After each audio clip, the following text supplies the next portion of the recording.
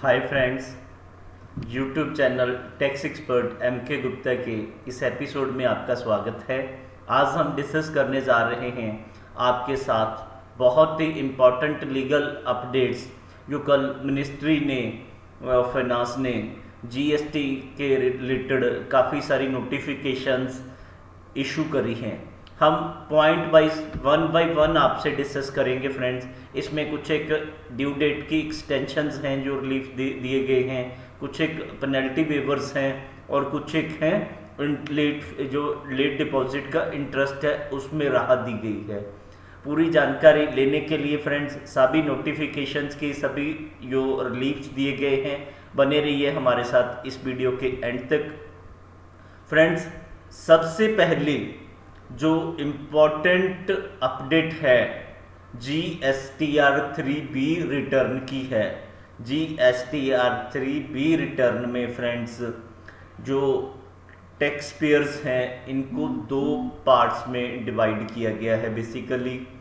एक तो जिनकी टर्नओवर 5 करोड़ रुपए से ऊपर है और दूसरा वो लोग जिनकी टर्नओवर उससे 5 करोड़ रुपए से कम है। जिन लोगों की टर्नओवर 5 करोड़ रुपए से ऊपर है उनके लिए जो ड्यू डेट है फाइल करने की वो है, जैसे पहले मार्च के महीने की ड्यू डेट थी GSTR 3B की 20 अप्रैल, अब उसको 20 अप्रैल से एक्सटेंड करके 5 मई कर दिया गया है। और अप्रैल के महीने की जो रिटर्न थी उसकी ड्यू डेट थी 20 मई। 20 मई को एक्सटेंड करके अब 4 जून कर दिया गया है। आप सीधा सीधा फ्रेंड्स फंडा लगा सकते हैं कि इसमें जो 15 दिन की राहत दी गई है बेसिकली जो जिनकी टर्नओवर 5 करोड़ रुपए से ऊपर है। अब नेक्स्ट हम उन केस में आते हैं कि जिनकी टर्नओवर 5 करोड़ रुपए से कम है। जिनकी टर्नओवर 5 करोड़ रुपए से कम है बट उन्होंने QRMP जो स्कीम है उसको ऑप्ट नहीं किया हुआ, यानी कि वो मंथली रिटर्न फाइल करते हैं। उन्होंने मार्च की रिटर्न फ्रेंड्स फाइल करनी थी कब तक? 20 अप्रैल तक।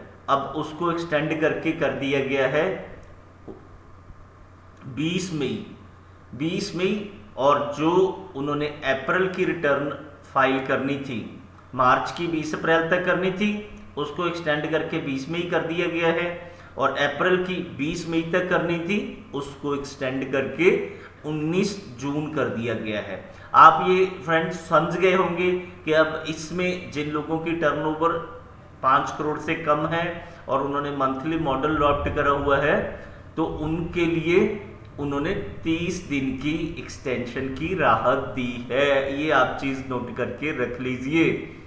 और अब नेक्स्ट 5 करोड़ से अप टू 5 करोड़ वालों में नेक्स्ट कैटेगरी उन लोगों की है जिन लोगों ने QRMP स्कीम को ऑप्ट करा हुआ है। QRMP स्कीम को ऑप्ट करा हुआ तो इसमें फर्स्ट जो कैटेगरी 1 वालों के लिए अब मार्च की रिटर्न की ड्यू डेट मार्च क्वार्टर की वो होगी, पहले कितनी थी 22 अप्रैल, अब 22 अप्रैल से 30 दिन एक्सटेंड होके बन गई 22 मई। नेक्स्ट है फ्रेंड्स GSTR 3B की कैटेगरी 2 उसी में।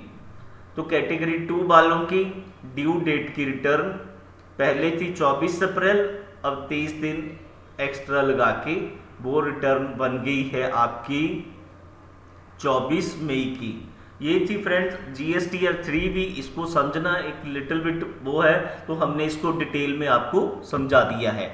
फ्रेंड्स, इसमें एक पॉइंट और भी है, हालांकि ये ड्यू डेट्स हमने बता दी हैं, ये ड्यू डेट्स हैं रिटर्न फाइल करने की।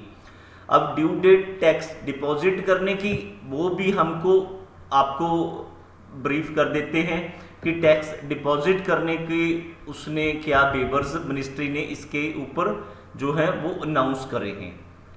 देखिए जिन लोगों की टर्नओवर, अगेन अब इंटरेस्ट वेबर का आप देखते हैं तो 5 करोड़ रुपए से ऊपर है, उसमें देखिए 0% तो नील है, आपको कुछ ना कुछ इंटरेस्ट तो देना पड़ेगा अगर आप लेट डिपॉजिट करते हैं। ये एक बहुत ही एक उन्होंने हाफ हार्टेड बेस से बेसिकली एक्सटेंशंस दी हैं। ड्यू डेट्स फाइलिंग की तो एक्सटेंड कर दी हैं बट डिपॉजिट की एक्सटेंड नहीं करी हैं। जो जीएसटी डिपॉजिट करवाना है, अगर आप ड्यू डेट तक नहीं डिपॉजिट करवाते तो आपको 5 मई यानी कि 15 दिन तक तो आपको जो है इंटरेस्ट लगेगा। मार्च का अगर जीएसटी आप 20 अप्रैल को आपने जमा करवाना था, 20 अप्रैल की जगह आप 5 मई को करवाते हैं तो आपको 9% पर एनम के हिसाब से ब्याज लगेगा। अगर 5 मई तक करवा देते हैं तो पहले 15 दिन और जो करके आपको 9% पर एनम 20 अप्रैल से 5 मई तक का। अब 18% जो है रेट ऑफ इंटरेस्ट आपका लगना शुरू हो जाएगा अगर आप 5 मई तक भी नहीं करवाते हैं। यानी कि डेज की कोई राहत नहीं है, डिपॉजिट आपको ड्यू डेट पे ही करना है। ड्यू डेट पे नहीं करते तो आपको इंटरेस्ट पे करना पड़ेगा। ये था 5 करोड़ से जो है ऊपर वालों के लिए। अब जिनकी टर्नओवर 5 करोड़ तक है उनके लिए क्या सिस्टम है? उनके लिए जिन्होंने तो भाई मंथली स्कीम ऑप्ट करी हुई है, जिन्होंने मंथली स्कीम ऑप्ट करी हुई है 5 तारीख तक, अगर वो टैक्स 5 मई पहले कब तक जमा करवाना था 20 अप्रैल तक, 20 अप्रैल की जगह अब अगर वो 5 मई तक करवाते हैं तो उनको लगेगा 0 इंटरेस्ट। यानी कि इस कैटेगरी को 15 दिन की राहत दी गई है। बाकी वाले अगर करवाते हैं, अगर उसके 5 मई के बाद करवाते हैं बट 20 मई से पहले करवा देते हैं यानी कि नेक्स्ट जो 15 डेज हैं तो आपको इंटरेस्ट लगेगा 9%। और अगर 20 मई तक भी नहीं करवाते उसके बाद करवाते हैं तो आपको ब्याज लगेगा 20 मई तक अपना 18% ब्याज लगेगा आपको 20 मई के बाद अगर करवाते हैं। और अगर आपने QRMP स्कीम को ऑप्ट करा हुआ है तो 7 मई तक आपको लगेगा 0% और 22 मई तक 9% और उसके बाद नहीं करवाते हैं तो आपको लगेगा 18%। इस खुशफहमी में मत रहिएगा कि जो ड्यू डेट्स हैं वही ड्यू डेट्स जमा करवाने की भी हैं। जमा नहीं करवाते तो इंटरेस्ट आपको विद इंटरेस्ट देना पड़ जाएगा। और कैटेगरी 2 वालों के लिए 9 मई तक देखिए कंप्लीट वेबर है। 9 मई के आप बाद करवाते हैं, 24 मई तक करवा देते हैं 9 मई के बाद, बट 24 तक करवा देते हैं तो आपको 9% इंटरेस्ट देना पड़ेगा। ये इंटरेस्ट काफ़ी इंपॉर्टेंट है। और अगर 24 मई तक करवाते हैं, 24 मई के बाद करवाते हैं तो आपको 18% जो है इंटरेस्ट वो देना पड़ जाएगा। फ्रेंड ये तो था मार्च के मंथ का। अगर मार्च में सपोज नेक्स्ट आपका अप्रैल का मंथ है, सेम सीक्वेंस आपकी अप्रैल के लिए एप्लीकेबल है। अप्रैल का टैक्स कब तक देना है? 5 करोड़ से ऊपर वाले कैटेगरी के लिए उन्होंने देना है इसका 20 मई तक। 20 मई तक अगर आप नहीं देते, 4 जून को देते हैं तो आपको इसका पे करना पड़ेगा 9% पर एनम। और अगर 4 जून के जो है बाद देते हैं तो 18%। और नेक्स्ट सेम सीक्वेंस में जिन्होंने 5 करोड़ तक जिनकी टर्नओवर है वो 4 जून तक करवा देंगे तो उनको मुआफ़ी है, कोई ब्याज नहीं देना पड़ेगा। बट अगर 19 जून तक करवाते हैं तो 9% है, बट अगर 19 के बाद करवाते हैं तो 18% है। सेम भी जैसे ऊपर एक्सप्लेन करा मार्च के महीने के लिए, तो कैटेगरी 1 के लिए 9 तारीख तक इंटरेस्ट की माफ़ी है और कैटेगरी 2 के लिए भी यही जो सिस्टम है। तो इसका जो है बेसिकली जो 9% है, अगर आप फिर इसको 22 तक करवा देते हैं, फिर उसके बाद नेक्स्ट है, मतलब इसके बाद करवाते हैं तो 18%। इन दी सेम वे 15 पहले 15 दिन की माफ़ी है, अगले 15 दिन 9% अगर आप 5 करोड़ तक की टर्नओवर में हैं, और उसके जो है बाद फिर पूरा 18% जो रूटीन में लगता है। तो फ्रेंड्स ये तो था इंटरेस्ट वेवर और लेट फीस का, हमने आपको डिटेल में बताया। तो बेसिकली और जो एक्सटेंशंस हुई हैं इसमें, जो GSTR4 कंपोजिशन डीलर जो रिटर्न फाइल करते हैं, जिसकी ड्यू डेट पहले 30 अप्रैल 2021 थी, अब उसको 30 अप्रैल 2021 से एक्सटेंड करके 31 मई 2021 कर दिया गया है। एक तो ये हो गई है आपकी एक्सटेंशन, और नेक्स्ट एक बहुत ही इम्पोर्टेंट जो है वो 36(4) में हुई है। 36(4) में आप सबको पता है कि जो आपको एलिजिबिलिटी ITC की बनती थी, अगर वो आपकी GSTR3 उसमें रिफ्लेक्ट नहीं करता था 2B में और GSTR2A वगैरह में, तो आप उसका जो क्रेडिट है 5% से ज़्यादा नहीं ले सकते थे। अब आज की डेट में इसको आप अप्रैल और मई का क्यूमुलेटिव ले सकते हैं, और वो कंडीशंस जो हैं क्यूमुलेटिव अप्लाई होंगी।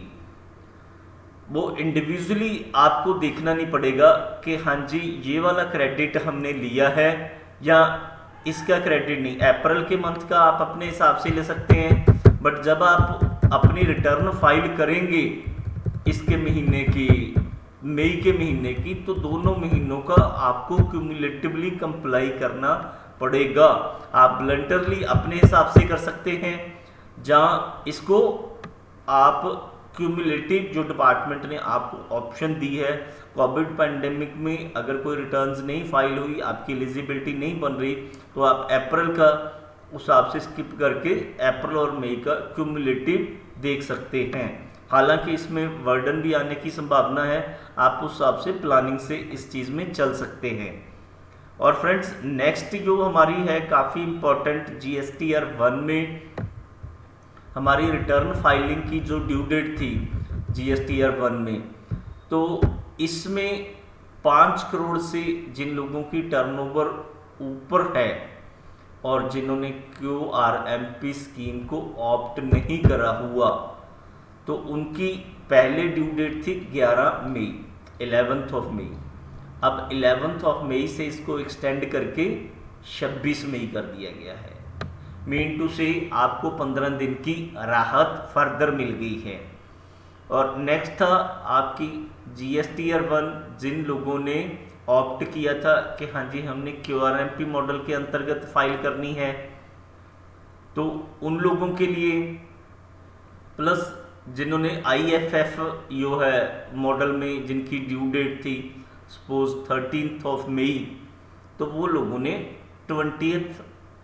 28 मई 21 तक फाइल करनी है, यानी कि 28 मई 2000। इनकी ड्यू डेट थी पहले 13 मई 2021, 13 मई की जगह 15 दिन की राहत करके इसको दे दिया गया है 28 मई। नेक्स्ट था GSTR4 annual return for composition dealer, जी हम डिस्कस कर चुके हैं। ITC 04 जो जॉब वर्क के लिए रिटर्न होती है, ये मार्च क्वार्टर की, इसकी ड्यू डेट को एक्सटेंड करके 31 मई कर दिया गया है।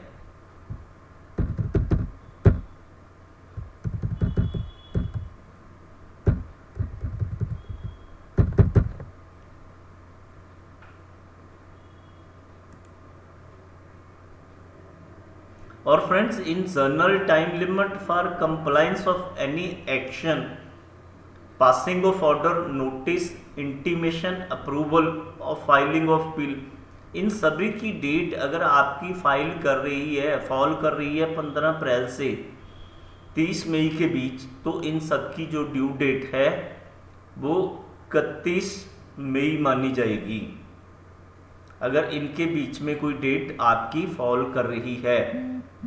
तो फ्रेंड्स ये थी हमारी सारी अपडेट्स की जानकारी।